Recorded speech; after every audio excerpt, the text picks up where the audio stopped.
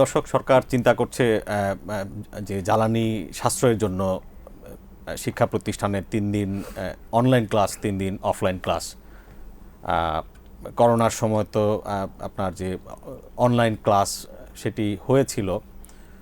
বিশেষজ্ঞরা আসলে শিক্ষার উপর এর প্রভাব কি হতে পারে বাংলাদেশের প্রেক্ষাপটে তা বলেছেন। এটি নিয়ে রিপোর্ট করেছে আমার সহকর্মী আলিম হায়দার। আমরা তার কাছ থেকে শুনবো। আলিম, কি বলছেন আসলে বিশেষজ্ঞরা, যেটি করা ঠিক হবে কি হবে না, বা ইনফ্যাক্ট করতেই হবে? হ্যাঁ, আসলে এটা বৈশ্বিক প্রেক্ষাপট অনুযায়ী বাংলাদেশে এরকম একটা সিদ্ধান্ত নেওয়ার চিন্তাভাবনা চলছে। আমাদের শিক্ষামন্ত্রী, শিক্ষা মন্ত্রণালয় সহ বিভিন্ন মন্ত্রণালয়ের সঙ্গে সমন্বয় করে এ বিষয়ে অলরেডি একটা নীতিগত সিদ্ধান্ত নিয়ে ফেলেছেন।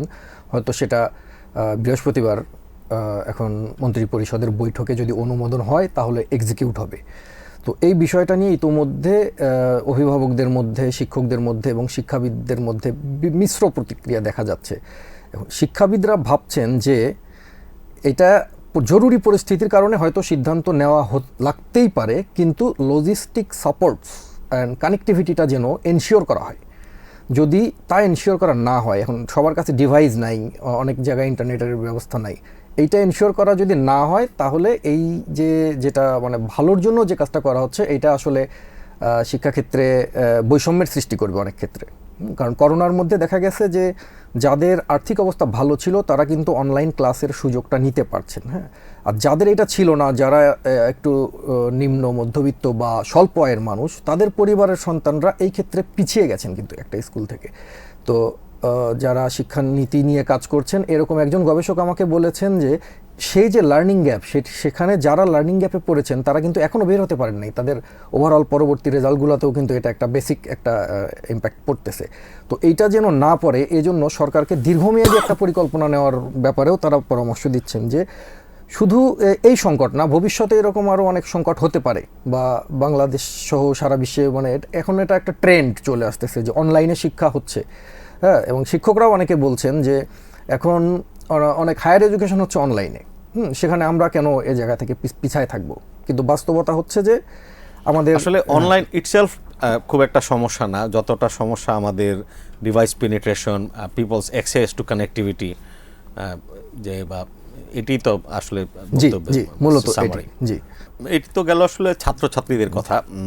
শিক্ষকদের আমরা বিশেষ করে প্রত্যন্ত এলাকায় এবং এমপিভুক্ত শিক্ষকদের যে ইনকাম, জীবনমান সম্পর্কে দেখি আর কি, তাদের আসলে ডিভাইস কতটা আছে?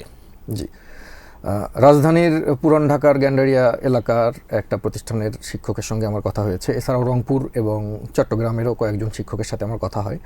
তাদের কয়েকজন আমাকে বলেছেন যে আসলে অনেক শিক্ষক আছেন যারা বেসরকারি পর্যায়ে চাকরি করেন, তাদের অনেকে হয়তো স্মার্টফোনই ব্যবহার করেন না। এখন যদি ক্লাস অনলাইনে চলে যায় তখন তারা কিভাবে ক্লাস নেবেন? তারা এক্ষেত্রে সরকারি হস্তক্ষেপ চাচ্ছেন, যে সরকার যেন তাদেরকে একটা ডিভাইসের ব্যবস্থা করেন এবং তাদেরকে ট্রেনিংয়ের ব্যবস্থা করেন। এটা কিন্তু শিক্ষকরাই চাচ্ছেন যে অনলাইনে ক্লাস নেওয়ার জন্য তারা ট্রেনিং চাচ্ছেন, কারণ অনলাইনের তো আপনার টিচিং সিস্টেমটাও একটু আলাদা।